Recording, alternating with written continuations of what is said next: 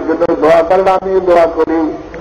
আবার আমার এখন শরীরের যে অবস্থা তাতে আর বেশি হায়াত পাওয়ার কোন লক্ষণ নাই।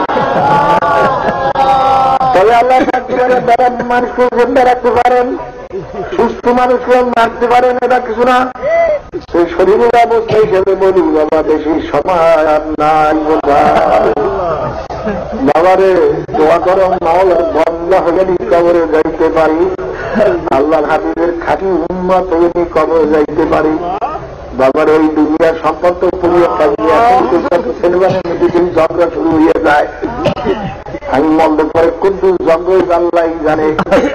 কাজে অনেক সময় মনে হয় যে সব ঝগড়া থেকে দিল আল্লাহ রাস্তায়। আবার চিন্তা করি অভাবে পড়িয়া ছেলেবেলা যদি দুর্মনা হয়ে যায় তাও তো খারাপ। কাজী বাবারে আবার তাদের ঝগড়া দেখা আল্লাহকে দোয়া করি, আল্লাহ ওদের দেরের থেকে দুনিয়ার মোহাম্মত উঠে দাও, যেন ওরা ঝগড়া না করে। মোমেনের খাসলাত ভিতরে বজায় করে দাও। মোমেনের খাসলাত হলে সে সবসময় চিন্তা করে আমার ভাই ভালোটা খাক, আমি খারাপটা খাই। এইটা মোমেনের চরিত্র। আর তোমরা আবার ওকে নিজে টাকা বেশি করে রাখো না, এই তোমার মোমেনের চরিত্র না। চিন্তা করবো যে না আমি কষ্ট পাই ভালো আমার ভাই মনে বসতে পারে। আল্লাহর হাবিব হাবি চিন্তার ভাবনা কতক্ষণ বলতে কামের মনে হতে পারবে না, ততক্ষণ তোমার নিজের জন্য তুমি যা পছন্দ করো অপরের জন্য তা পছন্দ না করো। খাইতে দেখো তোমার মনেও ভালো খাইতে চায়, আর একজনা মনে ভালো খাইতে চায় নাকি চায় না? না তোমার মনে জানি তুমি মনে করবা আমার ভাইয়ের একটু ভালো না খাইতে মনে চায়, তবে আমার ভালো লাগবে অন্যের দেই, আমি খারাপটা খাই। এই চরিত্র বলে বিচার না আসা পর্যন্ত মনে হইতে পারবা না আমার সঙ্গে ভাই ভালো খাবার। বাবার এই চরিত্র দিলের ভিতরে আনন্দ থাকবে। আমি কষ্ট করিয়ে যাই আমার ভাই যেন কষ্ট না পায়। বাবারে এই যে লঞ্চ ওঠার সময় বিদার সময় ডাক্তার ডাক্তি করিয়া বাবা কত খাটো করে নদীতে করে, এগুলো তো মোমেনের চরিত্র না।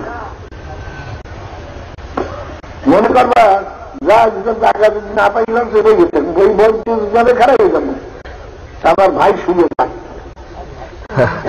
তুমি লড়ালড়ি করো কেন? আমি যে জায়গা লই ভাই এখানে মাহফিলের বিদায় সময় সবই তো পিঠ যায়। পিঠ বই আমার ভাই, সে আরামে থাকুক, আমার অন্তত আমাদের বিদ্যা কাটছে। পারলে উঠলাম লঞ্চে, না পারলে না উঠলাম, পরের লঞ্চে যাব।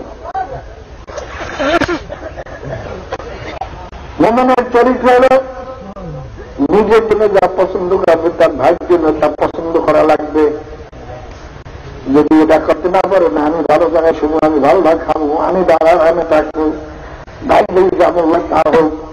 ভাই মনে করো তোমার ভিতরে মোমেনের চরিত্র আসে না। তাই ব্যাপারে আমার জন্য দোয়া করি, আমি দোয়া করি আল্লাহ পাক আমাদের খাঁটি, আমাদের সবাইকে খাঁটি বন্ধ না বলে যেন কবরে নেন না। আল্লাহর হাবিবের খাঁটি উম্মত না বানাইয়া যেন কবরে নেন না।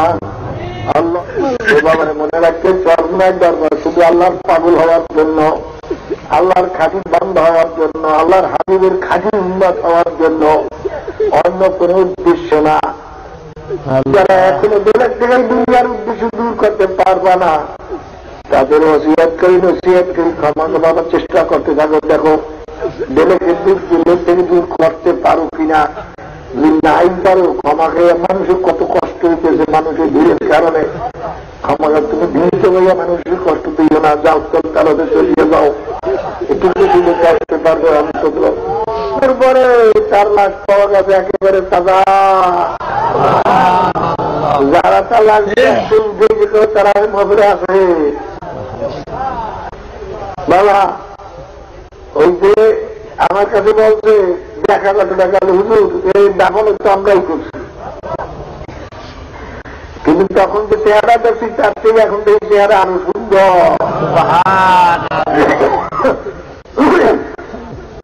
তাহলে হুজুর মনে হয় যেন তার পেটের জিকিরের আওয়াজ আসতেছে আমার। তাহলে হুজুর যে আতর গোলাপ দিয়ে তাকে দাফন করেছে তাতে আরো সুন্দর ঘেরান আসতে আছে। ও আমার কবরে তো তোমারও যাইতে হবে, আমারও যাইতে হবে।